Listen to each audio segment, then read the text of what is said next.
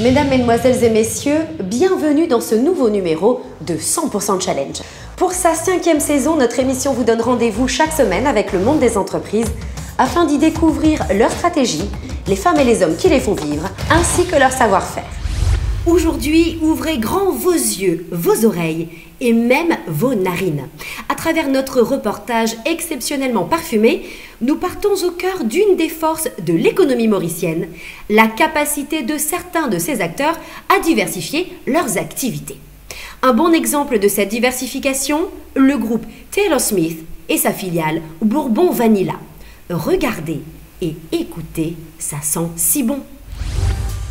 Présente dans les parfums et produits de beauté, dans les pâtisseries et autres plats raffinés, la vanille est une grande séductrice. Partout dans le monde, ses effluves invitent au plaisir et au bien-être. Des sensations souvent associées aussi à l'île Maurice. Le groupe Taylor Smith l'a bien saisi. Traditionnellement, le groupe Taylor Smith a été très présent, très actif dans le secteur portuaire, aussi bien que dans les industries. Et c'est dans ce secteur-là qu'on est plutôt connu. Maintenant, durant les derniers 5 ans, on a diversifié certaines de nos activités dans des secteurs services et valeur ajoutée. En fait, notre devise se trouve à être la force dans la diversité. Bourbon Vanilla représente un très bon exemple de cette stratégie de diversification du groupe. C'est une entreprise qu'on a commencé 5 ans de cela, où on transforme la vanille. On ajoute de la valeur dans cette transformation et on exporte à des marchés internationaux. On voit de vraies opportunités avec cette entreprise dans le secteur export et services. Pour que les gousses délivrent tous leurs arômes, les employés de Bourbon Vanilla les traitent avec le plus grand soin. La pâte est préparée par le storekeeper. C'est lui qui prépare la pâte et puis il me donne la pâte. Quand il va me donner la pâte, moi je dois dire aux employés combien il faut mettre. 20 grammes, 25 grammes ou 50 grammes ou 100 grammes. Selon, il y a plusieurs variétés qu'on fait ici. Après l'étape, il va mettre dans les balances, il va guetter le poids exact. Quand il va fermer, ils vont fermer le pot, on le fait le sealing et puis ça va passer étiquette et puis emballage et puis dans le store finish good. Au final, le but de toutes ces opérations, c'est de répondre aux attentes d'une clientèle très exigeante. Nos clients, ce sont des clients qui sont, disons, très pointilleux sur la qualité. Et donc, pour satisfaire leurs besoins, donc, il faut que nous aussi, on soit très exigeants envers nos fournisseurs. Et avant que l'envoi se fasse, donc, on va vérifier les fournisseurs, on va faire des visites de qualité chez les fournisseurs. Et avant l'expédition aussi, on va voir si la qualité est ce qu'on a commandé. Donc, on travaille avec plusieurs fournisseurs de vanille. Certains ne sont pas certifiés, mais ils ont des systèmes de qualité en place. D'autres sont certifiés EcoCert, donc bio, produits bio. Et d'autres fournisseurs avec qui on travaille, ce sont des fournisseurs qui sont certifiés Fairtrade, donc commerce équitable. Les fournisseurs de Bourbon Vanilla sont tous dans la grande île. C'est ici que pousse près de 80% de la vanille consommée dans le monde. On importe toute notre vanille de Madagascar. La production de vanille à Maurice est très petite. Donc pour avoir les volumes qu'il faut pour exporter, ce n'est pas vraiment envisageable d'acheter à Maurice. Vu qu'il y a très peu de vanille à Maurice, elle est aussi très chère.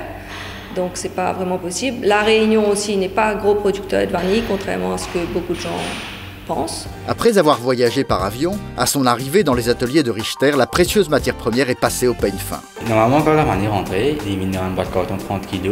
Et nous, dans la boîte de carton, nous mettons balance, nous peser, nous vérifier, nous ouvrir ça, nous vérifier si comme qu'on a mangé ou pas, si on a bébé, tout ça, nous vérifier. Et puis, nous tirons, nous mettons balance, nous refermons et nous installons là, nous trouvons le sédimentateur et nous mettons d'après sur traçabilité, c'est-à-dire sur date de livraison, sur PO number. Et puis, si les fair trade, nous mettons fair trade. Et si le bio, nous passons code bio. Ou bien si les conventionnels, nous mettons code tasse bizarre dans la vanille conventionnelle. Disons, nous petits la vanille, nous amener dans un conditionnement, nous devons toujours fermer. Mais pas besoin de ça, c'est là ouvert, nous amener dans un conditionnement pour remplir. Les restent fermés jusqu'à arriver là-bas et là-bas, maintenant ouvert le travail. Le travail consiste toujours pour créer de la valeur ajoutée à inventer et fabriquer une large gamme de produits. Des produits qui capturent les senteurs, les conservent et les restituent à la demande. Nous avons différents produits, tout à base de vanille, donc gousse de vanille, extrait de vanille, poudre de vanille, pâte de vanille et même d'autres produits sucre à la vanille et sel à la vanille, fleurs de sel à la vanille.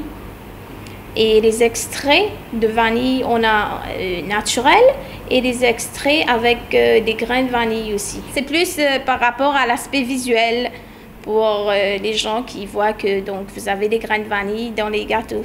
Une toute petite partie de la production est destinée au marché local. Enfin, marché local, c'est une façon de parler. On fait pour le local pas mal de produits qui n'est pas vendu forcément aux Mauriciens parce qu'ils ne sont pas gros consommateurs de vanille, mais plutôt pour tous les touristes. C'est plutôt des produits touristiques. C'est les étrangers, quand ils viennent à Maurice, ils recherchent la vanille. Et ils en trouvent, le plus souvent, juste avant de repartir dans le magasin duty-free de l'aéroport ou bien dans leur hôtel. Mais pour les touristes qui bougent, et ils sont de plus en plus nombreux, les produits Bourbon Vanilla sont aussi présents dans de nombreux autres points de vente. Et là, leur challenge, en attendant de pouvoir caresser les narines et papilles, c'est d'attirer le regard. Et nos produits se vendent dans les grandes surfaces, dans les supermarchés où on a beaucoup de touristes, dans les zones touristiques. Et moi, comme boulot, je prends les commandes. Après, je viens installer les produits, je fais la livraison et j'installe les produits. On doit installer les produits en l'ordre pour voir que quand les personnes viennent voir le produit, ça doit être visible pour que les gens voient bien le produit. Commercialement, les plus gros enjeux de Bourbon Vanilla sont toutefois à l'exportation. Mais notre gros marché, c'est les petits tubes avec 2 gousses dedans, qui est exporté. Et nous, principalement, on exporte sur le Danemark. Sinon, sur l'Angleterre, on a exporté, on ne l'a pas fait l'année dernière, mais on espère recommencer cette année-ci. Dans ces pays où l'on consomme traditionnellement beaucoup de produits laitiers et autres desserts vanillés faits à la maison, la demande concerne principalement des gousses entières, conditionnées dans des tubes en verre. C'est le cœur de métier de l'entreprise. Avant de commencer le travail, nous lavons la main bien propre, et puis nous vérifions nos pots, et puis nous vérifions nos boussons qui sont bien propres, pas abîmés. Puis nous commençons à mettre nos masques, nous commençons le travail. Là, on a trouvé une journée qui est un peu remplie, un peu sur la quantité, parce que ce poids est bien important, que nous respectons ce poids. Après, nous fermons, nous posons dans le bac qui est bien propre, et puis il faut de l'autre côté la chambre qui nous fait étiquette. Alors, étiquette qui nous superviseur pour donner une date d'expiration. Pour faire nous connaître qui date bien mettre. Alors, je prends une madame qui peut estamper ça. Et puis, là, je prends une autre qui peut mettre ce ticket-là.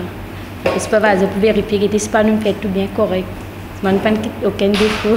Pour le bon plaisir des clients de la compagnie et d'autres petits chanceux. Moi, je suis tout senti bon pour faire la vanille. Je suis bien content de travailler dans la vanille.